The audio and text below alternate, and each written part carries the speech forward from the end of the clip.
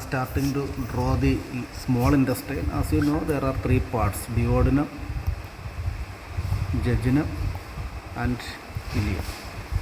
And the essential feature, you can see that there is villi. The mucosa is having villi, and the shape of the villi, we can see that for the duodenum we are speaking it as tongue-shaped or leaf-shaped, tongue-shaped or leaf-like. And in the jejunum we can see that it is finger-shaped, and in ileum we can see that they are rudimentary villi and more or less club-shaped.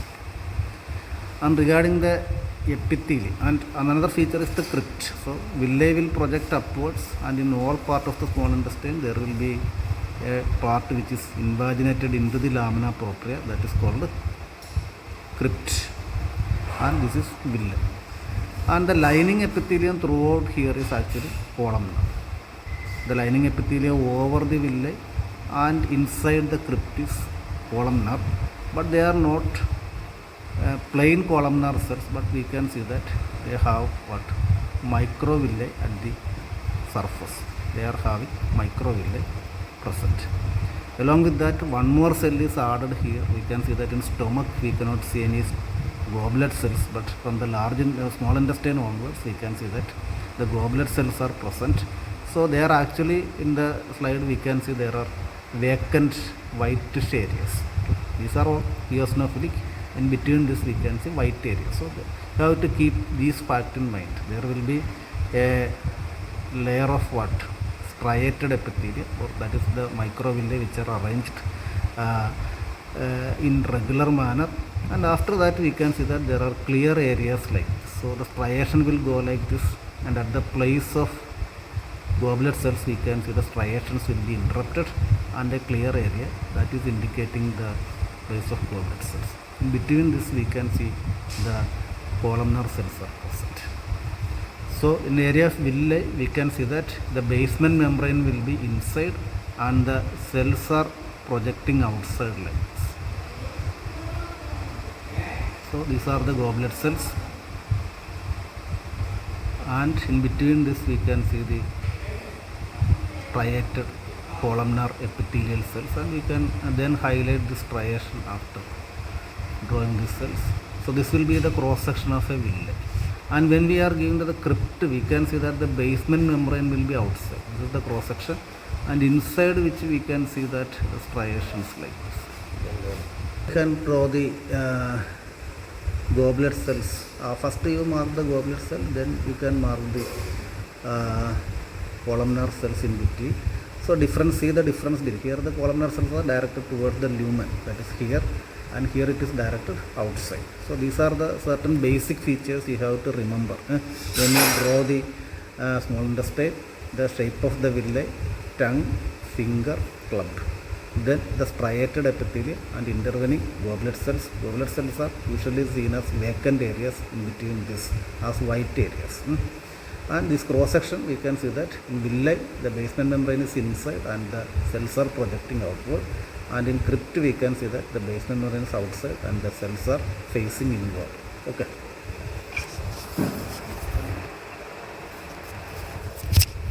Then we are starting the drawing of duodenum. Duodenum we have to draw. So first you have to outline.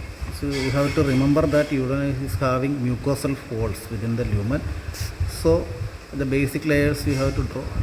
When you draw the first, it is I think it is start from the muscularis mucosa. You saw the muscularis mucosa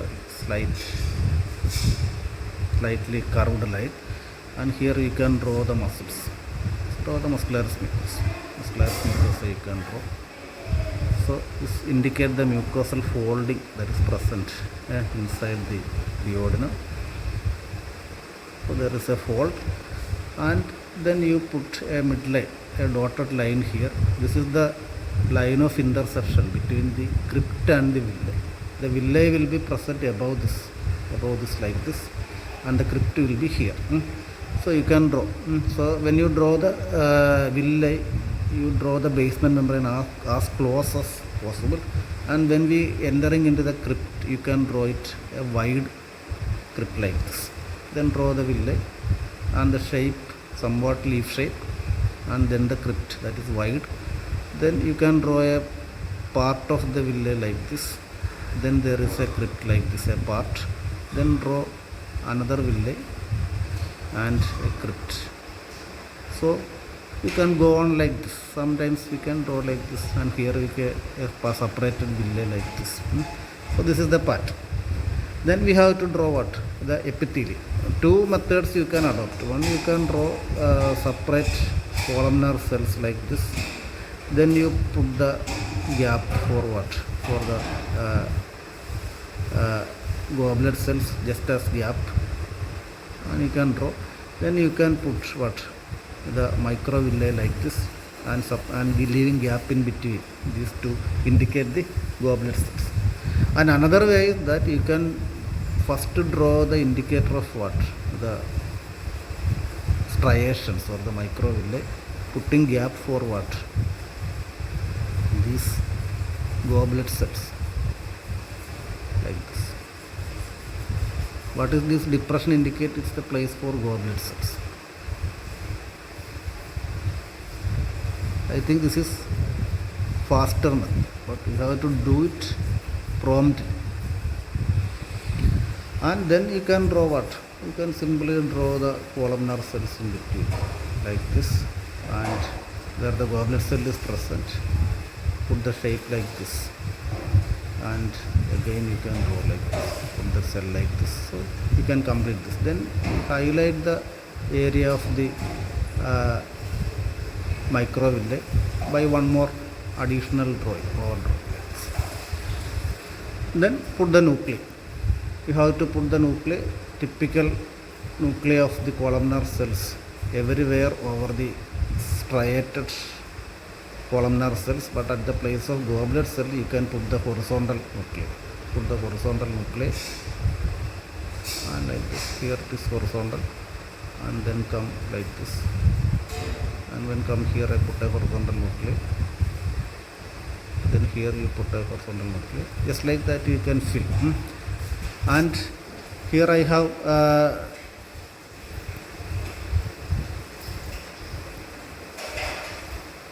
I leave a place here, so you can put a villi here. Colour മാറ്റം ശ്രദ്ധിക്കുക, colour മാറിപ്പോയതാണ്, തൽക്കാലം മാറ്റുന്നില്ല. So villi, a part of the villi, and somewhere around we can put a cross section of the crypt, so the cells are directed inward. When you are drawing the cross sections of the villi or the crypt, global cell വരച്ചില്ലെങ്കിലും കുഴപ്പം, orientation കറക്റ്റായിരിക്കും. Global cell വരക്കാതെ തന്നെ നിങ്ങൾക്ക് വരക്കാം, കുഴപ്പമില്ല. So this is the arrangement. ഇതല്ല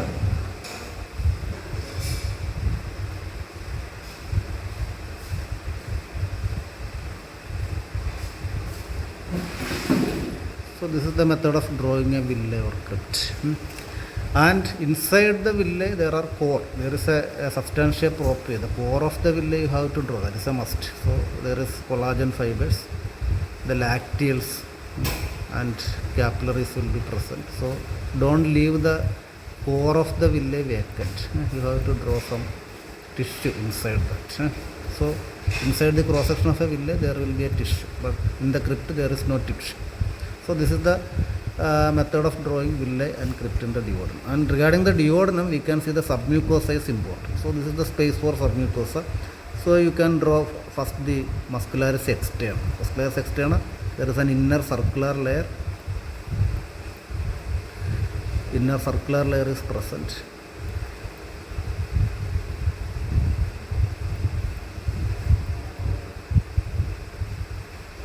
And there is outer longitudinal layer that contains the cross sections of the smooth muscle. So different rounded eosinophilic rounds of different size you have to draw.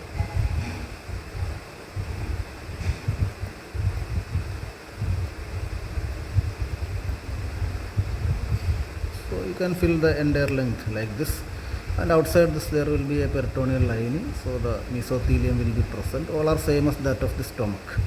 and there will be intervening connective tissue, some blood vessels may be there, but this place is very important. This is the typical feature we can say. Apart from the shape of the villi, the most important identification feature of the duodenum is duodenal glands. Brunner's glands are present. They are actually typical mucosal glands. You can put this space with compactly arranged mucus acini.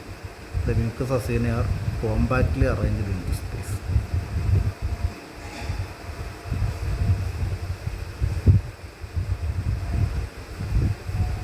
So different mucus acini you can see, all are different shape, and they are compactly arranged, so you can draw more Brunner's glands.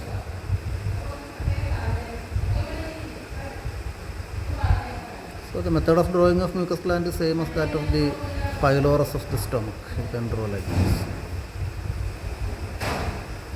Don't give dense lines of the hematocele, eosin, but you can put light lines. Only an appreciation of the cell is needed.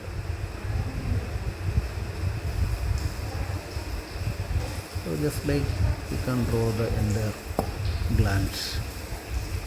And the nuclei, you can see that same as that of the typical mucus acini.